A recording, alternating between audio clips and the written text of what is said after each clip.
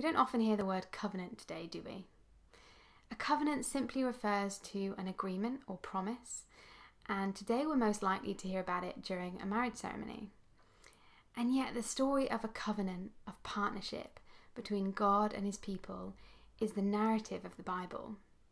Right from the beginning in Genesis 1 and 2, God appoints humans as his image bearers to enjoy creation and to take responsibility for the cultivation of his world. And yet it all goes wrong when the people basically try and do it on their own without God, and they end up breaking this covenant. Throughout the Old Testament, we then see God entering into partnerships with his people in order to rescue his world. And time again, we see God's people breaking those promises.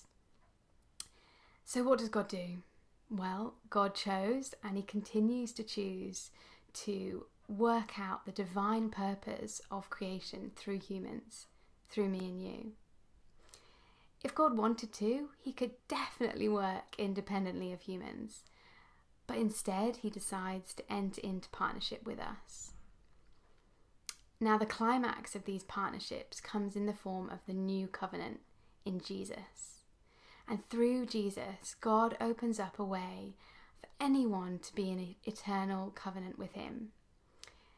Despite our constant failures, Jesus continues to invite us into a new everlasting covenant of grace.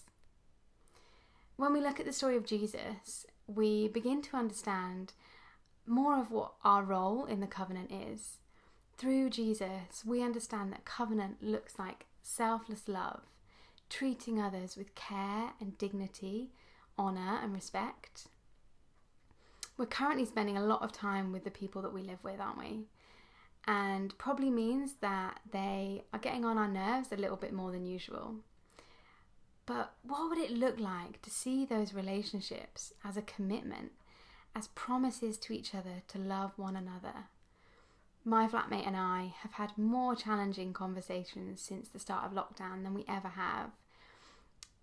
But yet we've also experienced love more profoundly than ever before, as we're learning to love each other selflessly and prioritising one another's well-being.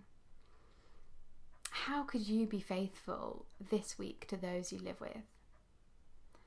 What does selfless love look like today in your house?